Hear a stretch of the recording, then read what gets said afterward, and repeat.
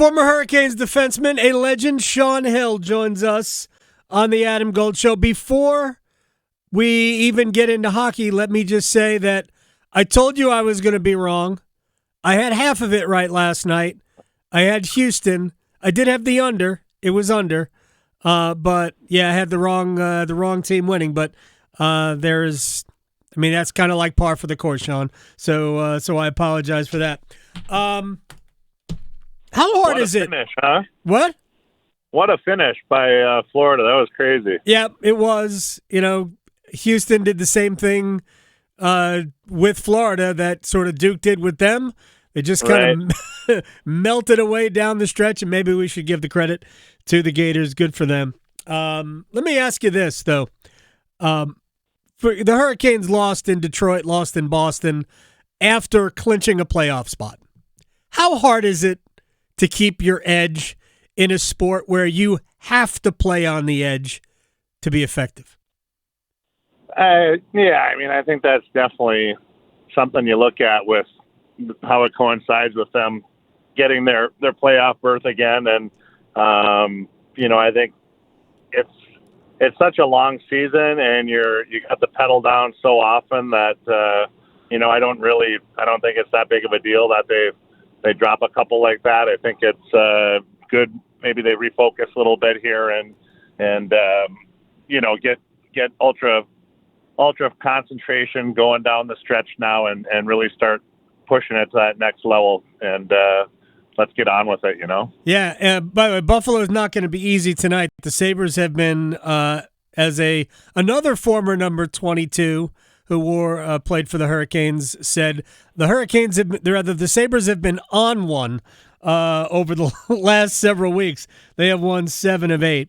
For somebody who played here, got bitten by the Hurricanes fever, and now has moved back here.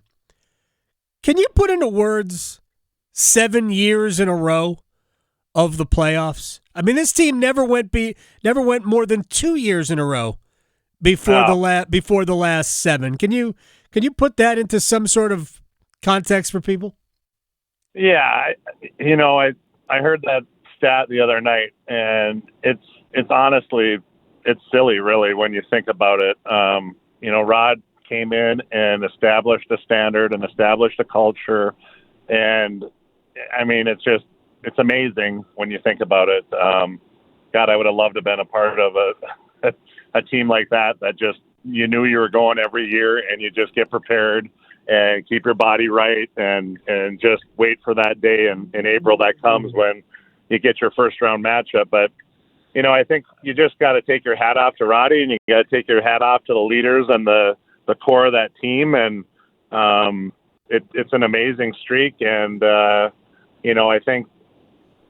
think probably if you talk to them about it, it's expected, which is great. That's the standard set. And now I know that they really want to focus and take that next step and get deep and get it done. Yeah, they should be getting Jordan Staal and Andrei Svechnikov back tonight. I'll ask you about them in a second. But when you said keep your body right, that is something that Alexander Ovechkin really never needed to deal with in his entire career. As his friend Yevgeny Malkin said, look, he's not a workout guy. He just loves to play. We found out that he has Coca-Cola in his water bottle during games. Dmitry Orlov just laughed when I asked him that question last week. He goes, yeah, that's true. Ovechkin as a player, especially as somebody, when you guys play essentially opposite positions where you got to deal with somebody like him, although I don't know that you ever, I guess maybe late in your career, you probably had to deal with him a little bit. What is that when you know where he's going to be and you still can't stop it? Yeah, I mean, that's the ultimate deal where you just tip your hat to a guy. There's not many guys that you can know exactly where he's going to be, exactly what he's going to do, and they still pull it off, and that's a sign of greatness. And obviously, he's been doing it for so long, and it's kind of comical now. The puck will be on the other side of the ice, when they're on the power play and, in the corner or whatever, and he stands there like with his feet 6 inches apart and doesn't even have two hands on the stick. It's like, all right, this is boring. Can we get this thing over here? And it's almost like he's making a mockery of it. And then next thing you know, it looked like it's going to come over, and he bends his knees, and it's gone. And it's, the light goes on. And obviously a record that I never, ever thought would be touched. And, and now it's like, how long does a guy play? It's, he might add 100 more to it. He might, who knows? So, right. Just amazing. It is, and he's certainly become, like, over the last 4 or 5 years, maybe it's just the watching him celebrate with the Stanley Cup. He's become a bigger personality and a different type of player.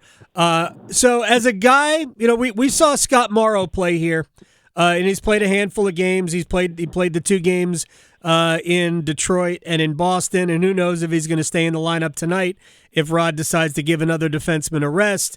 We know Alexander Nikishin at some point, maybe not this year, is going to come over.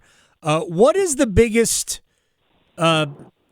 challenge for a young defenseman when he steps into an NHL lineup for the first time?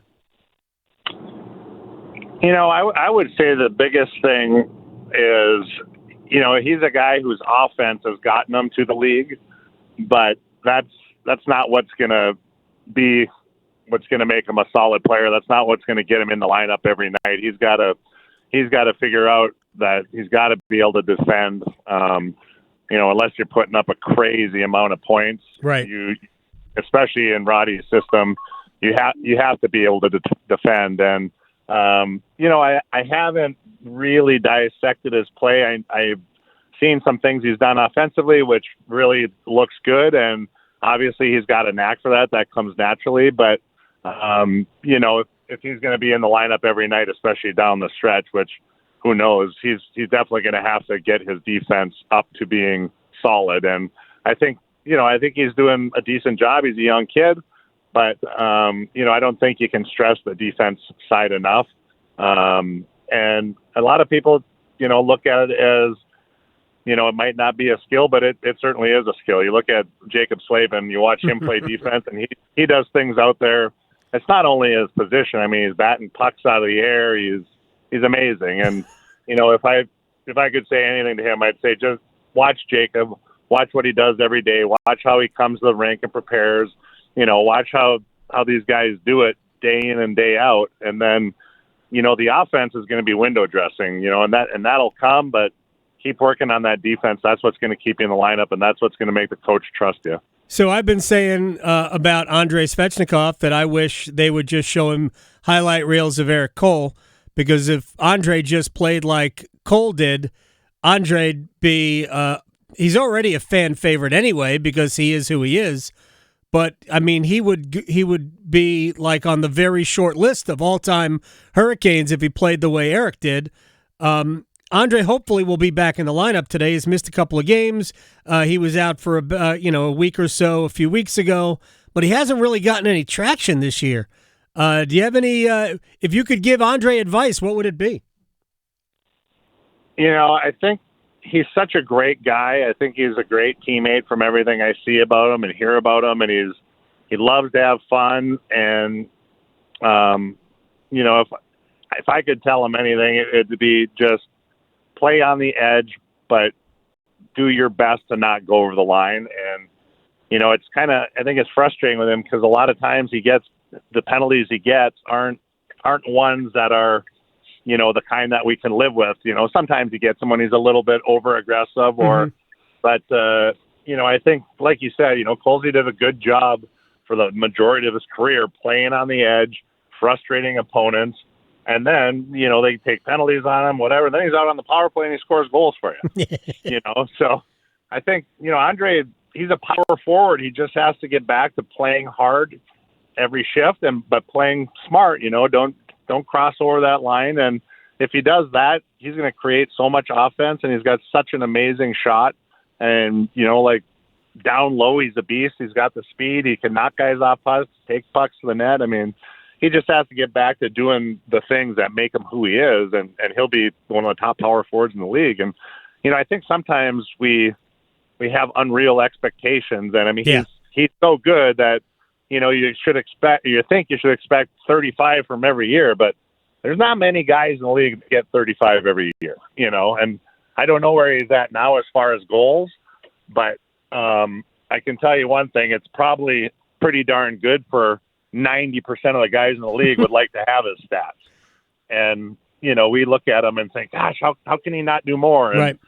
And I think it's sometimes a little bit fair expectations, but, I think one thing is if he can be effective even when he's not on the score sheet, which shouldn't be hard for him, throw your body around, be disciplined, be a great leader on the ice, and he doesn't even have to score. But right. But if he does that stuff, he will score. That's right. And that's the version we need going into the playoffs. I talk to Rod about it all the time. There was a good long chunk of last season where Andrei wasn't getting on the score sheet but playing well, and the head coach kept saying, "No, he's fine. The goals will come." I think Rod has been searching for ways to help Andrei this year more than he ever has. A couple of more players before we let Sean Hill go, former Hurricanes defenseman, now super fan. Jackson Blake, rookie. Your thoughts on what you've seen from this 53? I can't believe how much he has grown this year. He's always showed flashes and stuff, but now instead of showing a couple flashes a game, he's showing a couple flashes a shift. And the confidence he has and the shiftiness in the zone to lose guys and get space and make plays, he's probably one of my favorite players to watch. And, the skill just oozes out of him. I think he's going to be a Hurricane great for a long time, and he's just scratching the surface with his confidence and how much skill he actually has. The Hurricanes have so many good players. Seth Jarvis has a chance to be maybe 2-3 years down the road their best. What do you like about him the most? Everything. I love his personality. I love the way he identifies with the fans. I love the way he has so much fun with the game. And then you actually get into the game, and he's got one of the best releases in the league. Great at killing penalties. He'll eat pucks. I mean, if you want to, the only thing that I would say would make him better is if he was, Jordan Staal size.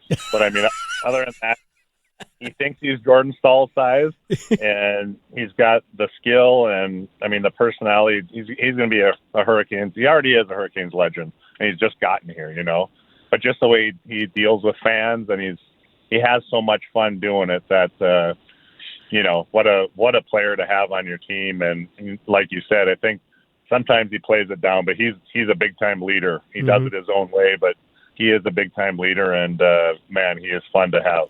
He is just an awesome player to watch. Sean Hill, I appreciate your time. Playoffs are right around the corner. In fact, 2 weeks from either Saturday, probably not Saturday, more than likely Sunday, we get cranked up. I will bother you a lot in April and May and into June. I love it. Let's go for it all the way.